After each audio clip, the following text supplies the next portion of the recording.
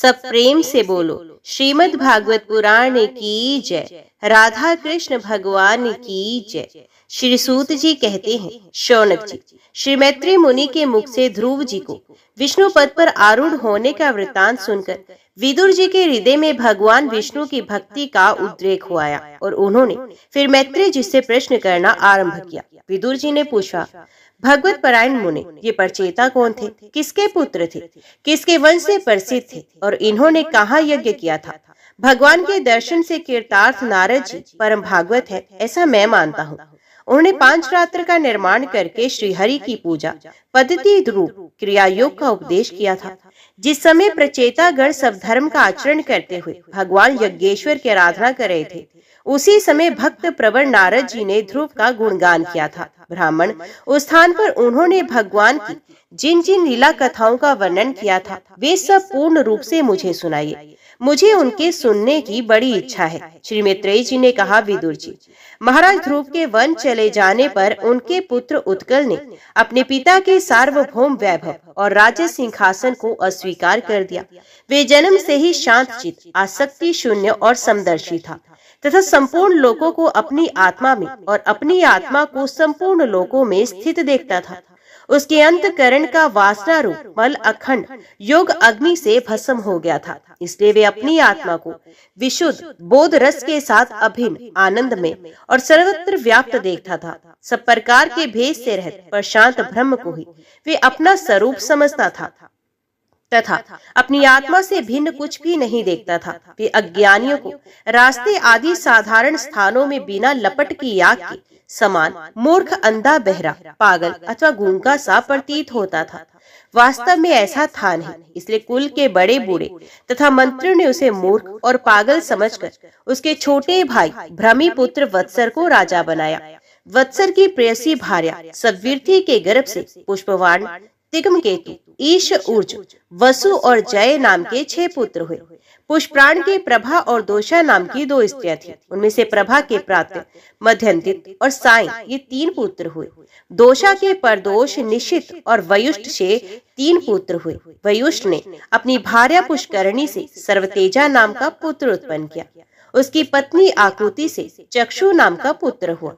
चाक्षु मनवंतर में वही मनु हुआ। चक्षु मनु की स्त्री नडवडा से पूर्व कुल से त्रित, द्युम्न, सत्यवान, ऋतु, व्रत, अग्निष्टोम, अतिरात्र, प्रद्युम्न, शिबी और उल्मुख ये 12 सत्व गुणी बालक उत्पन्न हुए। इसमें उल्मुख ने अपनी पत्नी पुष्करणी से अंग, सुमना, ख्याति, कृतु, अंगीरा और गया ये 6 उत्तम पुत्र उत्पन्न किए। अंग की पत्नी सुनीता ने क्रूर कर्मा वेन को जन्म दिया, जिसकी दुष्टता से उर्गिन होकर राजश्री अंग नगर छोड़कर चले गए। प्यारे विदुर जी, मुनियों के वाक्य वज्र के समान अमोघ होते हैं। उन्होंने कुपित होकर वेन को शाप दिया और जब वे मर गया तब कोई राजा न रहने के कारण लोक में लुटेरों के द्वारा प्रजा को बहुत कष्ट होने लगा। ये देखकर उन्होंने वेन की दाहिन भुजा का मंथन किया, जिससे भगवान विष्णु के अंश अवतार आदि सम्राट महाराज पृथु प्रकट हुए। ब्राह्मण, महाराज अंग तो बड़े शील संपन्न, साधु स्वभाव, ब्राह्मण भक्त और महात्मा थे। उनके वेन जैसा दुष्ट पुत्र कैसे हुआ, जिसके कारण दुखी होकर उन्हें नगर छोड़ना पड़ा? राजदंडधारी वेन का भी ऐसा क्या अपराध था जो धर्मज्ञ मुनीश्वर ने उसके प्रति शापरूढ़ ब्रह्मदंड का प्रयोग किया? प्रजा का कर्तव्य है कि वे प्रजा पालक राजा से कोई पाप बन जाए तो वे भी उसका तिरस्कार ना करें, क्योंकि वे अपने प्रभाव से 8 लोकपालों के तेज को धारण करता है। ब्राह्मण अभूत भविष्य की बातें जानने वालों में सबसे श्रेष्ठ हैं। इसलिए आप मुझे सुनीता के पुत्र वेन की सब करतूतें सुनाइए। मैं आपका श्रद्धालु भक्त हूँ। विदुर जी का प्रश्न सुनकर श्री मैत्रेय जी ने कहा, विदुर जी, एक बार राज ऋषि अंग ने अश्वमेघ यज्ञ का अनुष्ठान किया। उसमें वेदवादी ब्राह्मणों के आवाहन करने पर भी देवता लोग अपना भाग लेने नहीं आए। तब ऋत्विजों ने विस्मित होकर यजमान अंग से कहा, राजन, हम आहुतियों के रूप में आपका जो घृत आदि पदार्थ हवन कर रहे हैं उसे देवता लोग स्वीकार नहीं करते। हम जानते हैं आपकी होम सामग्री दूषित नहीं है, आपने उसे बड़ी श्रद्धा से जुटाया है तथा वेद मंत्र भी किसी प्रकार बलहीन नहीं है, क्योंकि उनका प्रयोग करने वाले ऋत्विज गण याजकोचित सभी नियमों का पूर्णता पालन करते हैं। हमें ऐसी कोई बात नहीं दिखती कि इस यज्ञ में देवताओं का किंचित भी तिरस्कार हुआ हो। फिर भी कर्म अध्यक्ष देवता लोग क्यों अपना भाग नहीं ले रहे हैं? श्री मैत्रेयी जी कहते हैं, ऋत्विजों की बात सुनकर यजमान अंग बहुत उदास हुए। तब उन्होंने याजकों की अनुमति से मौन तोड़कर सदस्यों से पूछा, सदस्यों, देवता लोग आवाहन करने पर भी यज्ञ में नहीं आ रहे और ना सोमपात्र ही ग्रहण करते हैं। आप बताइए, मुझसे ऐसा क्या अपराध हुआ है? सदस्यों ने कहा, राजन, इस जन्म में तो आपसे तनिक भी अपराध नहीं हुआ। हाँ, पूर्व जन्म का एक अपराध अवश्य है, जिसके कारण आप ऐसे सर्वगुण संपन्न होने पर भी पुत्रहीन हैं। आपका कल्याण हो, इसलिए पहले आप पुत्र प्राप्त करने का कोई उपाय कीजिए। यदि आप पुत्र की कामना से यज्ञ करेंगे तो भगवान यज्ञेश्वर आपको अवश्य पुत्र प्रदान करेंगे। जब संतान के लिए साक्षात यज्ञ पुरुष श्री हरि का आवाहन किया जाएगा, तब देवता लोग स्वयं ही अपना अपना यज्ञ भाग ग्रहण करेंगे। भक्त जिस जिस वस्तु की इच्छा करता है, श्री हरि उसे वही वही पदार्थ देते हैं। उनकी जिस प्रकार आराधना की जाती है, उसी प्रकार उपासक को फल भी मिलता है। इस प्रकार राजा अंग को पुत्र प्राप्ति कराने का निश्चय कर ऋत्विजों ने पशु में यज्ञ रूप से रहने वाले श्री विष्णु भगवान के पूजन के लिए पुरोडश नामक चरु समर्पण किया। अग्नि में आहुति डालते ही अग्निकुंड से सोने के हार और शुभ्र वस्त्रों से विभूषित एक पुरुष प्रकट हुआ। वे एक स्वर्ण पात्र में सिद्ध खीर लिए हुए थे। उदार बुद्धि राजा अंग ने याजकों की अनुमति से अपनी अंजलि में वे खीर ले ली और उसे स्वयं सूंघकर प्रसन्नता पूर्वक अपनी पत्नी को दे दिया। पुत्रहीना रानी ने वे पुत्र प्रदायिनी खीर खाकर अपने पति के सहवास से गर्भ धारण किया। उसे यथा समय उसके एक पुत्र हुआ। ये बालक बाल्यावस्था से ही अधर्म के वंश में उत्पन्न हुए। अपने नाना मृत्यु का अनुगामी था। सुनीता मृत्यु की ही पुत्री थी, इसलिए वे भी अधार्मिक ही हुआ। वे दुष्ट वेन धनुष बाण चढ़ाकर वन में जाता और व्याध के समान बेचारे भोले भाले हरणों की हत्या करता। उसे देखते ही पूर्वासी लोग वेन आया कहकर पुकार उठते। वे ऐसा क्रूर और निर्दयी था कि मैदान में खेलते हुए अपनी बराबरी के बालकों को पशुओं की भांति मार डालता। वेन की ऐसी दुष्ट प्रकृति देखकर महाराज अंग ने उसे तरह तरह से सुधारने की चेष्टा की, परंतु वे उसे सुमार्ग पर लाने में समर्थ ना हुए। इससे उन्हें बड़ा ही दुख हुआ। वे मन ही मन कहने लगे, जिन गृहस्थों के पुत्र नहीं है, उन्होंने अवश्य ही पूर्व जन्म में श्री हरि की आराधना की होगी। इसी से उन्हें कुपूत की करतूतों से होने वाले असहनीय क्लेश नहीं सहने पड़ते, जिसकी करने से माता पिता का सारा सुयश मिट्टी में मिल जाए, उन्हें अधर्म का भागी होना पड़े, सबसे विरोध हो जाए, कभी न छूटने वाली चिंता मोल लेनी पड़े और घर भी दुखदायी हो। ऐसी नाममात्र के संतान के लिए कौन समझदार पुरुष ललचाएगा? वे तो आत्मा के लिए एक प्रकार का मोहमय बंधन ही है। मैं तो सपूत की अपेक्षा कपूत को ही अच्छा समझता हूँ, क्योंकि सपूत को छोड़ने में बड़ा क्लेश होता है। कपूत घर को नर्क बना देता है, इसलिए उससे सहज ही छुटकारा हो जाता है। इस प्रकार सोचते सोचते महाराज अंग को रात में नींद नहीं आई। उनका चित्त गृहस्थी से विरक्त हो गया। वे आधी रात के समय बिछोने से उठे। इस समय वेन की माता नींद में बेसुध पड़ी थी। राजा ने सबका मोह छोड़ दिया और उसी समय किसी को भी मालूम न हुआ। इस प्रकार चुपचाप उस महान ऐश्वर्य से भरे राजमहल से निकलकर वन को चले गए। महाराज विरक्त होकर घर से निकल गए हैं। ये जानकर सभी प्रजाजन, पुरोहित, मंत्री और सहर्दगण आदि अत्यंत शोकाकुल होकर पृथ्वी पर उनकी खोज करने लगे। ठीक वैसे ही जैसे योग का यथार्थ रहस्य ना जानने वाले लोग पुरुष अपने हृदय में छिपे हुए भगवान को बाहर खोजते हैं। जब उन्हें अपने स्वामी का कहीं पता न चला, तब वे निराश होकर नगर में लौट आए और वहाँ जो मुनिजन एकत्रित हुए थे, उन्हें यथावत प्रणाम करके उन्होंने आंखों में आंसू भरकर महाराज के नाम मिलने का वृत्तांत सुनाया। वीरवर विदुर जी, सभी लोगों की कुशल चाहने वाले भृगु आदि मुनियों ने देखा कि अंग के चले जाने से अब पृथ्वी की रक्षा करने वाला कोई नहीं, सब लोग पशुओं के समान हो रहे हैं। तब उन्होंने माता सुनीता की सम्मति से मंत्रियों के सहमत ना होने पर भी वेन को भूमंडल के राजपद पर अभिषिक्त कर दिया। वेन बड़ा कठोर शासक था। जब चोर डाकुओं ने सुना कि वही राज सिंहासन पर बैठा है, तब सर्प से डरे हुए चूहों के समान वे सब तुरंत ही जहां तहां छिप गए। राज्य पाने पर वेन 8 लोकपालों की ऐश्वर्य कला के कारण उन्मत्त हो गया और अभिमानवश अपने को ही सबसे बड़ा मानकर महापुरुषों का अपमान करने लगा। वे ऐश्वर्य मद से अंधा हो रथ पर चढ़कर निरंकुश गजराज के समान पृथ्वी और आकाश को कंपाता हुआ सर्वत्र विचरने लगा। कोई भी द्विजातीय वर्ण का पुरुष कभी प्रकार का यज्ञ, दान और हवन ना करे। अपने राज्य में ये ढिंडोरा पिटवाकर उसने सारे धर्म कर्म बंद करवा दिए। दुष्ट वेन का ऐसा अत्याचार देख सारे ऋषि मुनि एकत्रित हुए और संसार पर संकट आया समझकर करुणावश आपस में कहने लगे, अहो, जैसे दोनों ओर जलती हुई लकड़ी के बीच में रहने वाली चींटी आदि जीव महान संकट में पड़ जाते हैं, वैसे ही इस समय सारी प्रजा एक ओर राजा की और दूसरी ओर चोर डाकुओं के अत्याचार से महान संकट में पड़ रही है। हमने अराजकता के भय से ही अयोग्य होने पर भी वेन को राजा बनाया, किंतु अब उससे भी प्रजा को भय हो गया। ऐसी अवस्था में प्रजा को किस प्रकार सुख शांति मिल सकती है? सुरीथा की कोख से उत्पन्न हुआ ये वेन स्वभाव से ही दुष्ट था, परंतु सांप को दूध पिलाने के समान इसको पालना पालने वालों के लिए अनर्थ का कारण हो गया। हमने इसे प्रजा की रक्षा करने के लिए नियुक्त किया था, वे आज उसी को नष्ट करने पर तुला है। इतना सब होने पर भी हमें इसे समझाना अवश्य चाहिए। ऐसा करने से इसके किए हुए पाप हमें स्पर्श नहीं करेंगे। हमने जानबूझकर दुराचारी वेन को राजा बनाया था, किंतु यदि समझाने पर भी ये हमारी बात नहीं मानेगा तो लोक के धिक्कार से दग्ध हुए इस दुष्ट को हम अपने तेज से भस्म कर देंगे।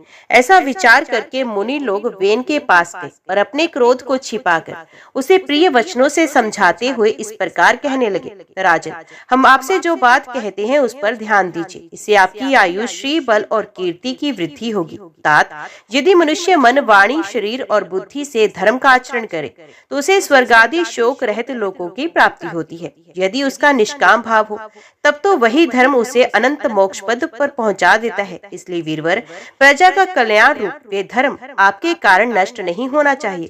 धर्म के नष्ट होने से राजा भी ऐश्वर्य से च्युत हो जाता है।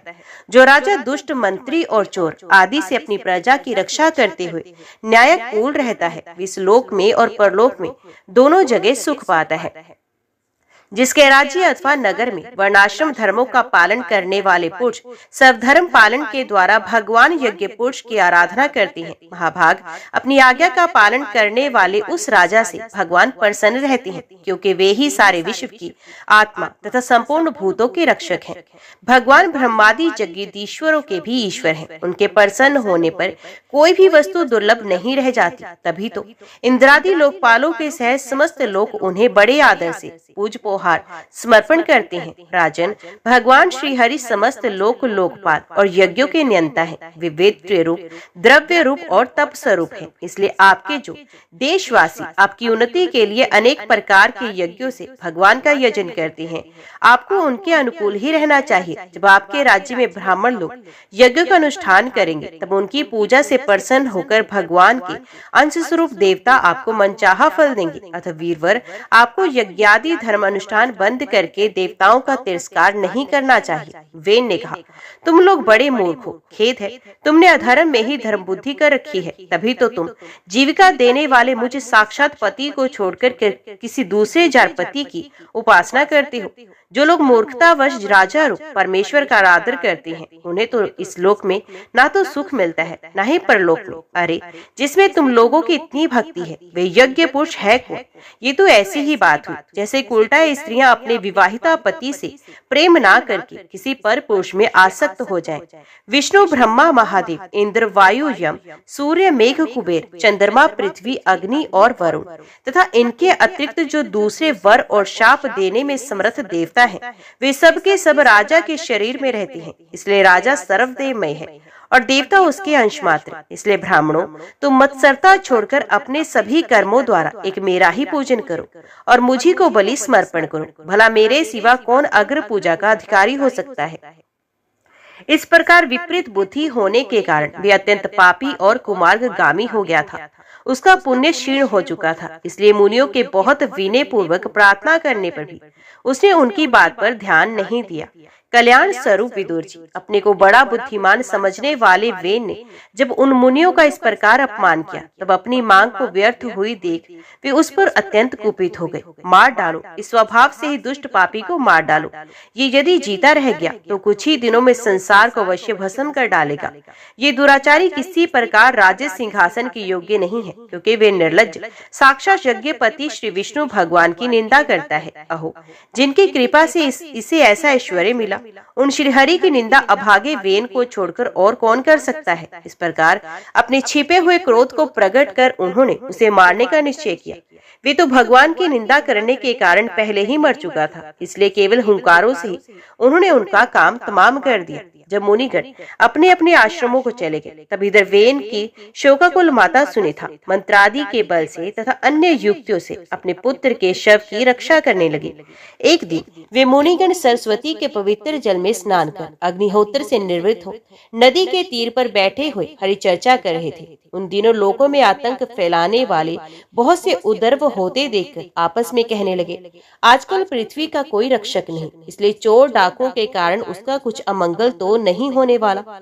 ऋषि लोग ऐसा विचार कर ही रहे थे कि उन्होंने सब दिशाओं में धावा करने वाले चोरों और डाकुओं के कारण उठी हुई बड़ी भारी धूल देखी। देखते ही वे समझ गए, राजा वेन के मर जाने के कारण देश में अराजकता फैल गई है, राज्य शक्तिहीन हो गया और चोर डाकू बढ़ गए। ये सारा उपद्रव लोगों का धन लूटने वाले तथा एक दूसरे के खून के प्यासे लुटेरों का ही है।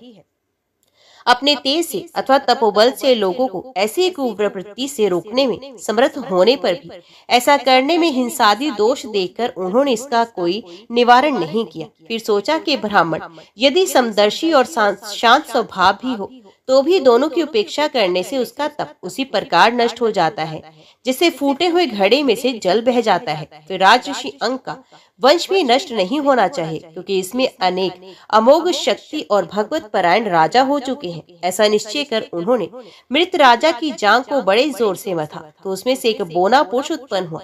वे कोए के समान काला था, उसके सभी अंग और खासकर भुजाएं बहुत छोटी थी, जबड़े बहुत बड़े, टांगे छोटी, नाक चपटी, नेत्र लाल और केश तांबे के रंग के थे।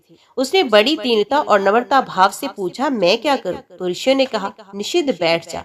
इसी से वे निषाद कहलाया। उसने जन्म लेते ही राजा वेन के भयंकर पापों को अपने ऊपर ले लिया, इसलिए उसके वंशधर निषाद भी हिंसा, लूटपाट आदि पाप कर्मों में रत रहते हैं। अतः वे गांव और नगर में ना टिककर वन और पर्वतों में ही निवास करते हैं। विदुर जी, इसके बाद ब्राह्मणों ने पुत्रहीन राजा वेन की भुजाओं का मंथन किया।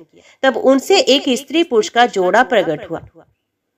ब्रह्मवादी ऋषि उस जोड़े को उत्पन्न हुआ देख उसे भगवान का अंश जान बहुत प्रसन्न हुए और बोले, ये पुरुष भगवान विष्णु की विश्व पालनी कला से प्रकट हुआ। वे स्त्री उन परम पुरुष की अन्यापिनी शक्ति लक्ष्मी जी का अवतार है। इनमें जो पुरुष है वे अपने सुयश का प्रथन विस्तार करने के कारण परम यशस्वी पृथु नामक सम्राट होगा। राजाओं में यही सबसे पहला होगा। ये सुंदर दांतों वाली एवं गुण और आभूषणों को विभूषित करने वाली सुंदरी इन पृथु को ही अपना पति बनाएगी। इसका नाम अर्ची हुआ। पृथु के रूप में साक्षात श्री हरि के अंश ने ही संसार की रक्षा के लिए अवतार लिया और अर्ची के रूप में निरंतर भगवान की सेवा में रहने वाली उनकी नित्य सहचरी श्री लक्ष्मी जी ही प्रकट हुई। विदुर जी, उस समय ब्राह्मण लोग पृथु की स्तुति करने लगे। श्रेष्ठ गंधर्वों ने गुणगान किया, सिद्धों ने पुष्पों की वर्षा की, अप्सराएं नाचने लगी, आकाश में शंख, तुरही, मृदंग और दुधंबी आदि बाजे बजने लगे। समस्त देवता, ऋषि और पितर अपने अपने लोकों से वहां आए।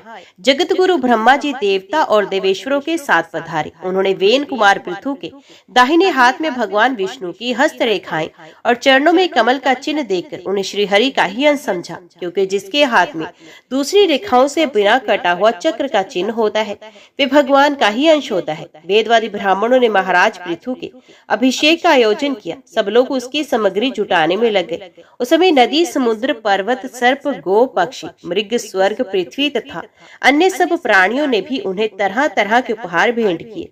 सुंदर वस्त्र और आभूषणों से अलंकृत महाराज पृथु का विधिवत राज्याभिषेक हुआ। उस समय अनेक अलंकारों से सजी हुई महारानी अर्ची के साथ वे दूसरे अग्निदेव की सदृश जान पड़ते थे। उन्हें कुबेर ने बड़ा ही सुंदर सोने का सिंहासन दिया तथा वरुण ने चंद्रमा के समान श्वेत और प्रकाश में छत्र दिया, जिसे निरंतर जल की फूंहियां झरती रहती थी। वायु ने 2 चवर, धर्म ने कीर्ति में माला, इंद्र ने मनोहर मुकुट, यम ने दमन करने वाला दंड, ब्रह्मा ने वेद में कवच, सरस्वती ने सुंदर हार, विष्णु भगवान ने सुदर्शन चक्र, विष्णु प्रिया लक्ष्मी जी ने अविचल संपत्ति, रुद्र ने 10 चंद्रकार चिन्हों से युक्त कोश वाली तलवार, अंबिका जी ने 100 चंद्रकार चिन्हों वाली ढाल, चंद्रमा ने अमृत में अश्व, विश्वकर्मा ने सुंदर रथ, अग्नि ने बकरे और गौ के सींगों का बना हुआ सुदृढ़ धनुष, सूर्य ने तेजो में बाण, पृथ्वी ने चरण स्पर्श मात्र से अभिष्ट स्थान पर पहुंचा देने वाली योगमयी पादुकाएं, आकाश के अभिमानी दो देवता ने नित्य नूतन पुष्पों की माला, आकाश विहारी सिद्ध गंधर्वाद ने नाचने, गाने बजाने और अंतर ध्यान हो जाने की शक्तियां, ऋषियों ने अमोघ आशीर्वाद, समुद्र ने अपने से उत्पन्न हुआ शंख तथा सातों समुद्र, पर्वत और नदियों ने उनके रथ के लिए बेरोक टोक मार्ग उपहार में दिए। इसके पश्चात सूत, मागध और वंदी जन उनकी स्तुति करने के लिए उपस्थित हुए। तब उन स्तुति करने वालों का अभिप्राय समझकर फेन पुत्र परम प्रतापी महाराज पृथु ने हंसते हुए मेघ के समान गंभीर वाणी ने कहा, सौम्य सूत, मागध और वंदीजन, अभी तो लोक में मेरा कोई भी गुण प्रकट नहीं हुआ, फिर तुम किन गुणों को लेकर मेरी स्तुति करोगे? मेरे विषय में तुम्हारी वाणी व्यर्थ नहीं होनी चाहिए, इसलिए मुझसे भिन्न किसी और की स्तुति करो। मृदु भाष्य, कालांतर में जब मेरे अप्रकट गुण प्रकट हो जाएं, तब भरपेट अपनी मधुर वाणी में मेरी स्तुति कर लेना। देखो, शिष्ट पुरुष पवित्र कीर्ति श्री हरि के गुण अनुवाद के रहते हुए तुच्छ मनुष्यों की स्तुति नहीं किया करते। महान गुणों को धारण करने में समर्थ होने पर भी ऐसा कौन बुद्धिमान पुरुष है जो उसके ना रहने पर भी केवल संभावना मात्र से स्तुति करने वालों द्वारा अपनी स्तुति कराएगा? यदि ये विद्याभ्यास करता तो इसमें अमुक अमुक गुण हो जाते। इस प्रकार की स्तुति से तो मनुष्य की वंचना की जाती है। वे मंदमती ये नहीं समझता कि इस प्रकार तो लोग उसका उपहास ही कर रहे हैं। जिस प्रकार लज्जाशील उदार पुरुष अपने किसी निंदित पराक्रम की चर्चा होनी बुरी समझते हैं, उसी प्रकार लोक विख्यात समर्थ पुरुष अपनी स्तुति को भी निंदित मानते हैं। अभी हम अपने श्रेष्ठ कर्मों के द्वारा लोक में अप्रसिद्ध ही हैं। हमने अब तक कोई भी ऐसा काम नहीं किया जिसकी प्रशंसा की जा सके। तब तुम लोगों से बच्चों के समान अपनी कीर्ति का किस प्रकार गान कराएं? महाराज पृथु ने जब इस प्रकार कहा, तब उनके वचन अमृत का आस्वादन करके सूत आदि गायक लोग बड़े प्रसन्न हुए। वे मुनियों की प्रेरणा से उनकी इस प्रकार स्तुति करने लगे, आप साक्षात देव प्रवर श्री नारायण ही हैं, जो अपनी माया से अवतीर्ण हुए हैं। हम आपकी महिमा का वर्णन करने में समर्थ नहीं हैं। आपने जन्म तो राजा वेन के मृतिक शरीर से लिया, किंतु आपके पौरुषों का वर्णन करने में साक्षात ब्रह्मादि की बुद्धि भी चकरा जाती है। तथापि आपके कथा अमृत के आस्वादन में आदर बुद्धि रखकर मुनियों के उपदेश के अनुसार उन्हीं की प्रेरणा से हम आपके परम प्रशंसनीय कर्मों का कुछ विस्तार करना चाहते हैं। आप साक्षात श्रीहरि के कला अवतार हैं और आपकी कीर्ति बड़ी उदार है। ये धर्मधारियों में श्रेष्ठ महाराज पृथु लोक को धर्म में परिवर्तित करके धर्म मर्यादा की रक्षा करेंगे तथा उसके विरोधियों को दंड देंगे। ये अकेले ही समय समय पर प्रजा के पालन पोषण और अनुरंजन आदि कार्य के अनुसार अपने शरीर में भिन्न भिन्न लोकपालों की मूर्ति को धारण करेंगे तथा यज्ञ आदि के प्रचार द्वारा स्वर्ग लोक और वृष्टि की व्यवस्था द्वारा भूलोक दोनों का ही हित साधन करेंगे। ये सूर्य के समान अलौकिक, महिमान्वित, प्रतापवान और समदर्शी होंगे। जिस प्रकार सूर्य देवता 8 महीने तपते रहकर जल खींचते हैं और वर्षा ऋतु में उसे उड़ेल देते हैं, उसी प्रकार ये कर आदि के द्वारा कभी धन संचय करेंगे और कभी उसका प्रजा के हित के लिए व्यय कर डालेंगे। ये बड़े दयालु होंगे। यदि कभी कोई दीन पुरुष इनके मस्तक पर पैर रख भी देगा तो भी ये पृथ्वी के समान उसके इस अनुचित व्यवहार को सदा सहन करेंगे। कभी वर्षा न होगी और प्रजा के प्राण संकट में पड़ जाएंगे तो ये राजवेशधारी श्रीहरि इंद्र की भांति जल बरसाकर अनायास ही उसकी रक्षा कर लेंगे। ये अपने अमृत में मुखचंद्र की मनोहर मुस्कान और प्रेम भरी चितवन से संपूर्ण लोगों को आनंद मगन कर देंगे। इनकी गति को कोई समझ ना सकेगा। उनके कार्य भी गुप्त होंगे तथा उन्हें संपन्न करने का ढंग भी बहुत गंभीर होगा। इनका धन सदा सुरक्षित रहेगा। ये अनंत महात्म्य और गुणों के एकमात्र आश्रय होंगे। इस प्रकार मनस्वी पृथु साक्षात वरुण के ही समान होंगे। महाराज पृथु वेन रूप अरण्य के मंथन से प्रकट हुए अग्नि के समान है। शत्रुओं के लिए ये अत्यंत दुर्दश और दुस्सह है।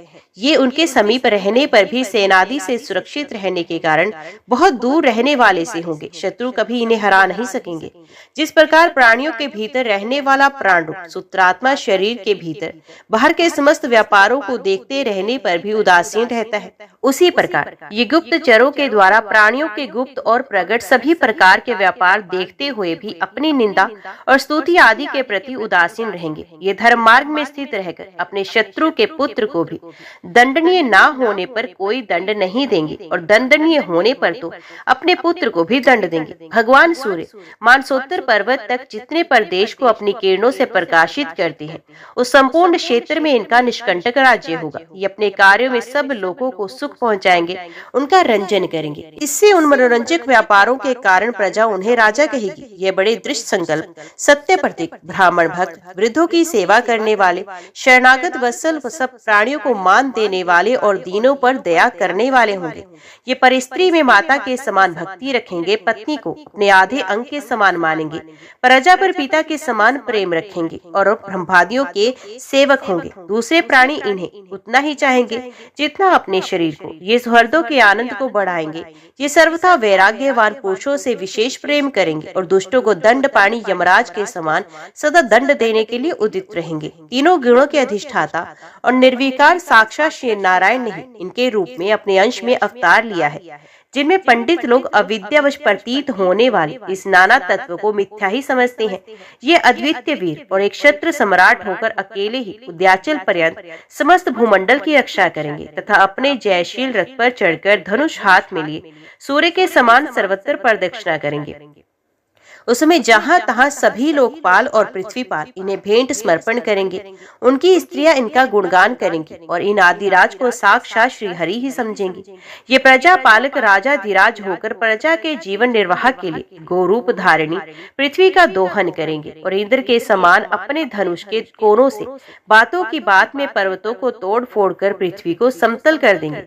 रणभूमि में कोई भी इनका वेग नहीं सह सकेगा। जिस समय वे जंगल में पूंछ उठाकर विचर हुए सिंह के समान अपने आग जब धनुष का टंकार करते हुए भूमंडल में विचरेंगे, उस समय सभी दुष्ट जन इधर उधर छिप जाएंगे। ये सरस्वती के उद्गम स्थान पर 100 अश्वमेघ यज्ञ करेंगे। तब अंतिम यज्ञ अनुष्ठान के समय इंद्र इनके घोड़े को हरकर ले जाएंगे। अपने महल के बगीचे में इनकी एक बार भगवान सनत कुमार से भेंट होगी। अकेले उनकी भक्ति पूर्वक सेवा करके ये उस निर्मल ज्ञान को प्राप्त करेंगे जिससे परब्रह्म की प्राप्ति होती है। इस प्रकार जब इनके पराक्रम जनता के सामने आ जाएंगे, तब ये परम पराक्रमी महाराज जहाँ तहाँ अपने चरित्र की ही चर्चा सुनेंगे। इनके आज्ञा का विरोध कोई भी नहीं कर सकेगा तथा ये सारी दिशाओं को जीतकर और अपने तेज से प्रजा के कलेश रूप कांटे को निकालकर संपूर्ण भूमंडल के शासक होंगे।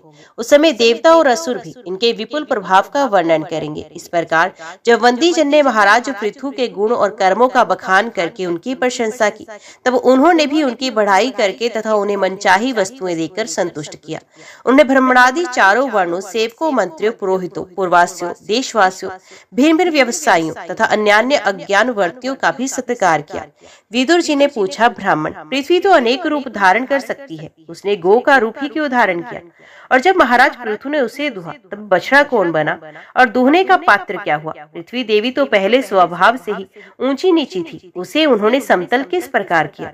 और इंद्र उनके यज्ञ संबंधी घोड़े को क्यों हर ले गए? ब्रह्म ज्ञानियों में श्रेष्ठ भगवान सनत कुमार जी से ज्ञान और विज्ञान प्राप्त करके वे राज ऋषि किस गति को प्राप्त हुए? पृथु रूप से सर्वेश्वर भगवान श्री कृष्ण ने ही अवतार ग्रहण किया था। अतः पुण्य कीर्ति श्री हरि ने उस पृथु अवतार से संबंध रखने वाले जो और भी पवित्र चरित्र हो, वे सभी आप मुझसे कहिए। मैं आपका और श्री कृष्ण चंद्र का बड़ा अनुरक्त भक्त हूँ। श्री सूत जी कहते हैं, जब विदुर जी ने भगवान वासुदेव की कथा कहने के लिए इस प्रकार प्रेरणा की, तब श्री मैत्री जी प्रसन्नचित्त से उनकी प्रशंसा करते हुए कहने लगे, विदुर जी, ब्राह्मणों ने महाराज पृथु का राज्याभिषेक करके उन्हें प्रजा का रक्षक उद्घोषित किया। इन दिनों पृथ्वी अन्नहीन हो गई थी, इसलिए भूख के कारण प्रजाजनों के शरीर सूखकर कांटे हो गए। राजन, जिस प्रकार कोटर में सुलगती हुई आग से पेड़ जल जाता है, उसी प्रकार हम पेट की भीषण ज्वाला से जले जा रहे हैं। अब शरणागतों की रक्षा करने वाले हैं और हमारे अन्नदाता प्रभु बनाए गए हैं, इसलिए हम आपकी शरण में आए हैं। अब समस्त लोगों की रक्षा करने वाले हैं, आप ही हमारी जीविका के भी स्वामी हैं। अतराज राजेश्वर, आप हम क्षुधा पीड़ितों की शीघ्र ही अन्न देने का प्रबंध कीजिए। ऐसा ना हो कि अन्न मिलने से पहले ही हमारा अंत हो जाए। कुरुवर, प्रजा का करुण कुरंदन सुनकर महाराज पृथु बहुत देर तक विचार करते रहे। अंत में उन्हें अन्न अभाव का कारण मालूम हो गया। पृथ्वी ने स्वयं ही अन्न एवं औषधि को अपने भीतर छिपा लिया है। अपनी बुद्धि से इस बात का निश्चय करके उन्होंने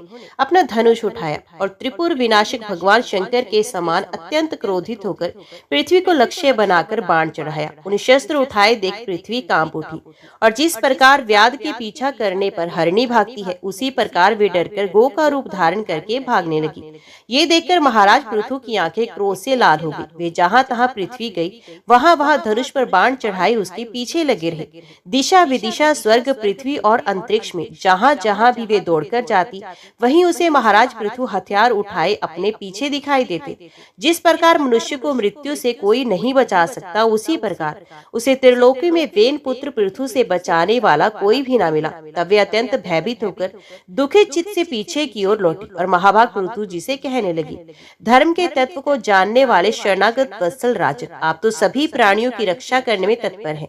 आप मेरी भी रक्षा कीजिए। मैं अत्यंत दीन और निरपराध हूँ। आप मुझे क्यों मारना चाहते हैं? इसके सिवा आप तो धर्मज्ञ माने जाते हैं। फिर मुझ स्त्री का वध आप कैसे कर सकेंगे? स्त्रियां कोई अपराध करे तो साधारण जीव भी उन पर हाथ नहीं उठाते, फिर आप जैसे करुणामय और दीन वत्सल तो ऐसा कर ही कैसे सकती हैं? मैं तो सुदृढ़ नौका के समान हूँ। सारा जगत मेरे ही आधार पर स्थित है। मुझे तोड़कर आप अपने को, अपनी प्रजा को जल के ऊपर कैसे रखेंगे? महाराज पृथु ने कहा, पृथ्वी तू मेरी आज्ञा का उल्लंघन करने वाली है। तू यज्ञ में देवता रूप से भाग लेती है, किंतु उसके बदले में अन्न नहीं देती, इसलिए आज मैं तुझे मार डालूंगा। तू जो प्रतिदिन हरी हरी घास खा जाती है और अपने थन का दूध नहीं देती, ऐसी दुष्टता करने पर तुझे दंड देना अनुचित नहीं कहा जा सकता। तू ना समझ है। तूने पूर्व काल में ब्रह्मा जी के उत्पन्न किए हुए अन्नादि के बीजों को अपने में लीन कर लिया और अब मेरी भी परवाह ना करके उन्हें अपने गर्भ से निकालती नहीं। अब मैं अपने बाणों से तुझे छिन्न भिन्न कर तेरे मेदे से इस क्षुधा धूर्त और दीन प्रजाजनों का करुण क्रंदन शांत करूंगा। जो दुष्ट अपना ही पोषण करने वाला तथा अन्य प्राणियों के प्रति निर्दय हो, वे पुरुष, स्त्री अथवा नपुंसक कोई भी हो, उसे मारना राजाओं के लिए ना मारने के ही समान है। तू बड़ी गर्वीली और मदोमता है। इस समय माया से ही ये गौ का रूप बनाए हुए है। मैं बाणों से तेरे टुकड़े टुकड़े करके अपने योग बल से प्रजा को धारण करूंगा। इस समय पृथु काल की भांति क्रोध में मूर्ति धारण किए हुए थे। उनके ये शब्द सुनकर धरती कांपने लगी और उसने अत्यंत विनीत भाव से हाथ जोड़कर कहा, आप साक्षात परम पुरुष हैं तथा अपनी माया से अनेक प्रकार के शरीर धारण कर गुणमय जान पड़ते हैं। वास्तव में आत्म अनुभव के द्वारा आप अधिभूत, अध्यात्म और अधिदेव संबंधी अभिमान और उससे उत्पन्न हुए राग द्वेषादि से सर्वथा रहित हैं। मैं आपको बार बार नमस्कार करती हूँ। आप संपूर्ण जगत के विधाता है। आपने ही ये त्रिगुणात्मक सृष्टि रची है, मुझे समस्त जीवों का आश्रय बनाया है। आप सर्वथा स्वतंत्र हैं प्रभु। अब आप ही अस्त्र शस्त्र लेकर मुझे मारने को तैयार हो गए, तब मैं किसकी शरण में जाऊं? कल्प के आरंभ में आपने अपने आश्रित रहने वाली अनविचनीय माया से ही इस चराचर जगत की रचना की थी और उस माया के ही द्वारा आप इसका पालन करने के लिए तैयार हुए। आप धर्मपरायण हैं, फिर भी मुझ गौरूप धारिणी को किस प्रकार मारना चाहते हैं? आप एक होकर भी मायावश अनेक रूप जान पड़ते हैं तथा आपने स्वयं ब्रह्मा को रचकर उनसे विश्व की रचना कराई है। आप साक्षात सर्वेश्वर हैं। आपकी लीलाओं को अजितेंद्र लोग कैसे जान सकते हैं? उनकी बुद्धि तो आपकी दुर्जय माया से विक्षिप्त हो रही है। आप ही पंचभूत, इंद्रिय, उनके अधिष्ठात्र देवता, बुद्धि और अहंकार रूप अपनी शक्तियों के द्वारा जगत की उत्पत्ति, स्थिति और संहार करते हैं। भिन्न भिन्न कार्यों के लिए समय समय पर आपकी शक्तियों का आविर्भाव, तिरोभाव हुआ करता है। आप साक्षात परम पुरुष और जगत विधाता है। आपको मेरा नमस्कार है। अजन्मा प्रभु, आप ही अपने रचे हुए भूत, इंद्रिय और अंतकरण रूप जगत की स्थिति के लिए आदि वरा रूप होकर मुझे रसातल से जल के बाहर लाए थे। इस प्रकार एक बार तो मेरा उद्धार करके आपने धराधर नाम पाया था। आज वही आप वीर मूर्ति से जल के ऊपर नौका के समान स्थित मेरे ही आश्रय रहने वाली प्रजा की रक्षा करने के अभिप्राय से पहने पहने बाण चढ़ाकर दूध ना देने के अपराध में मुझे मारना चाहते हैं। इस त्रिगुणात्मक सृष्टि की रचना करने वाली आपकी माया से मेरे जैसे साधारण जीवों की चित्त मोहग्रस्त हो रहे हैं। मुझे जैसे लोग तो आपके भक्तों की लीलाओं का भी आश्रय नहीं समझ सकते, फिर आपकी किसी क्रिया का उद्देश्य ना समझे तो इसमें आश्चर्य ही क्या है? अथ जो इंद्रिय संयम आदि के द्वारा विरोचित समुचित यज्ञ का विस्तार करते हैं, ऐसे आपके भक्त को भी नमस्कार है। ओम नमो भगवते वासुदेवाय नमः। जय श्री राधे कृष्णा। आज की वीडियो में इतना ही। उम्मीद करती हूँ वीडियो आपको पसंद आई होगी। वीडियो पसंद आई हो तो वीडियो को लाइक और चैनल को सब्सक्राइब जरूर कीजिएगा। जय श्री हरि लिखकर कमेंट बॉक्स में अपनी हाजिरी और अपने सुझाव देना ना भूलेगा। तो मिलते हैं अगली कथा अगली वीडियो के साथ। तब तक के लिए देखते व सुनते रहिए। जय मां कंजक, जय माता दी।